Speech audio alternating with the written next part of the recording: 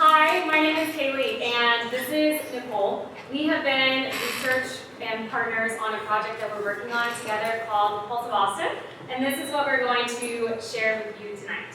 So really, we started this back in October when we were doing our research, and we came to a core mission. We exist to create a world in which local governments and people collaborate together to shape their cities. The local level is where we have the most opportunities to make an impact. These are things like how we shape our cities, how we get access to nature, move ourselves from one place to another, or the way that we educate our children. But really in Austin especially, most people don't have a voice in these decisions. And this is something that we wanted to understand better why. There were two broad groups of people that we spoke with in conducting our research, and the first group was the unaware group. A lot of people that we spoke with had no connection with their local government at all. They didn't understand how it worked. It was actually hard for us to find people that did reach out to local government when we were doing our research, because a lot of people said things like Chris, who said, I think about national issues, but not really local stuff. And Mike said, I don't feel like I have a place in the city, and so he didn't even attempt to connect with them. We met with this woman named Laura, and Laura said, I have a representative? When we were talking about the way that our government is set up. Some of you may not realize that too, but you do have a representative.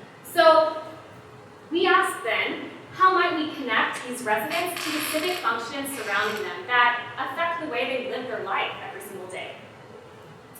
So beyond this group of people that are not aware, we have the group that is interested in engaging.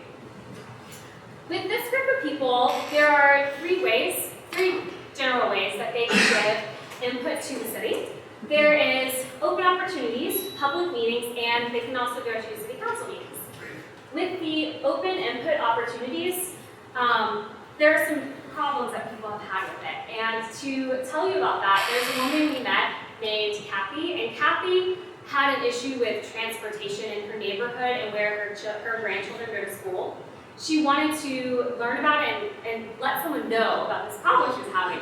So she went to the website, and there's a lot of information on the website.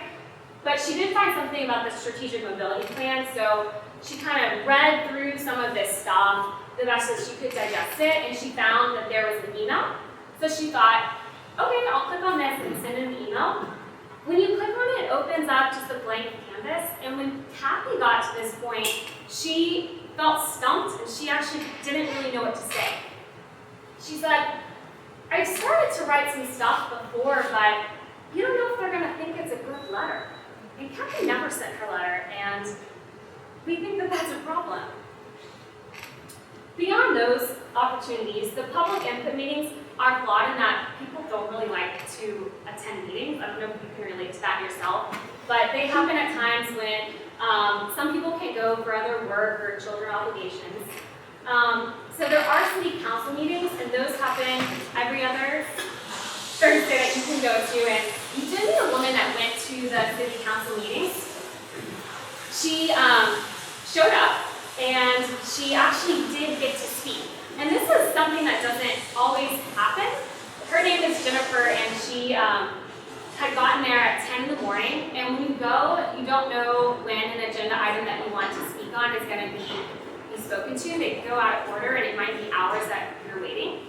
She did get a chance to speak, and so she got these 3 minutes, and she was very intimidated by having her face up on the screen. And these council members were like kind of looking at her, but doing their own thing.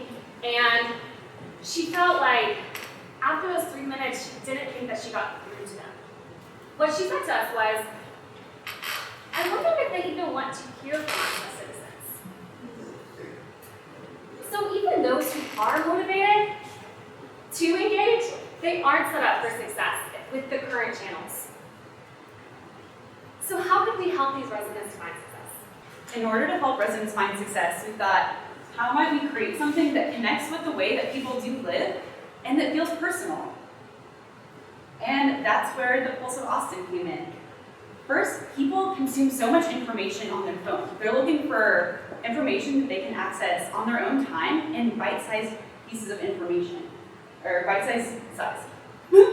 And another great thing about making this an application is that it allows us to send personal alerts right to people's phones that bring them in and let them know about things happening in their city that they've indicated is of interest to them and that they feel a personal connection to. So once we pull them in, then we distill all that information on those dense emails and in those 100-page PDFs into what they really need to know in order to have the context to be able to then confidently weigh in on what is happening in their city. And they can do so on their own time, rather than needing to go to a meeting at 3 p.m. or 6 p.m., whichever day of the week it may be. And another fun aspect to this is that we show this to every user in a personalized map that shows how they fit into the larger ecosystem and how they personally connect, where they spend their time and what they care about to these greater issues. And those are just the foundational blocks. We believe that these features will build to something greater, that they can help residents find and share their voice.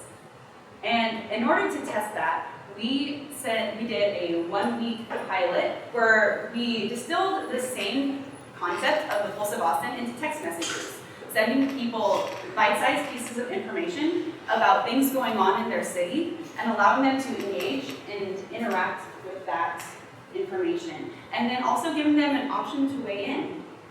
So what do we learn from this? Well, first, it sparked a lot of interest in civic life. We heard from Hudson, fascinating, I would love to know more about one of the topics we sent him. And it started a lot of discussions. Travis told us that he likes that he can feel in the know and talk and start conversations with his friends. Another one of our testers said that he shared content from the Pulse with at least 20 people during this first week. And what's more is these discussions then did lead to people wanting to share their input with us. Everyone who requested more information from our text ended up weighing in on at least one of the topics we engaged them with. And usually pretty long form, detailed explanations of their thoughts and where they were coming from. And this is really encouraging for us because really this is building on a much larger vision that we have planned for the Pulse of Austin. So it really starts with that access, both for people like Chris and Mike who are totally disengaged, giving them a way to start finding that personal connection, as well as for people like Jennifer who want to make an impact but haven't quite found a way where they feel they can meaningfully connect. And that access then leads to confidence and for people, and that their voice has value, and that by sharing it, they will be able to start to create an impact. And as more people contribute, we can start to arrive at a more collaborative effort between both residents and government that will ultimately lead to stronger representation throughout the process of making these decisions and bringing to life the policies that impact us all. And we know that in order to do this, there's a second piece, which is the city. And like Rachel mentioned, they really care about bringing these residents' voices into the discussion. In the city's future-looking plan, Imagine Austin, they said that our people are our greatest asset. But we know that there is still some disconnect in how we can actually get to this greater vision of collaboration. And so moving forward, we plan on partnering with several departments within the city of Austin to understand how we can better embed our system within their practices and also start to rethink things at a more systemic level within the government, while we're also still reaching out and finding and engaging with more residents and bringing them onto the Pulse.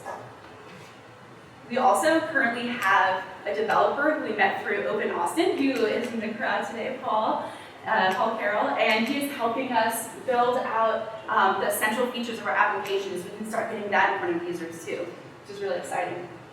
And then finally, we are very excited to be applying for a fellowship from Code for America that would allow us to continue working on this project and form those partnerships both with the city and really get back to the users that we care so much about in order to realize our vision of creating a more collaborative city government.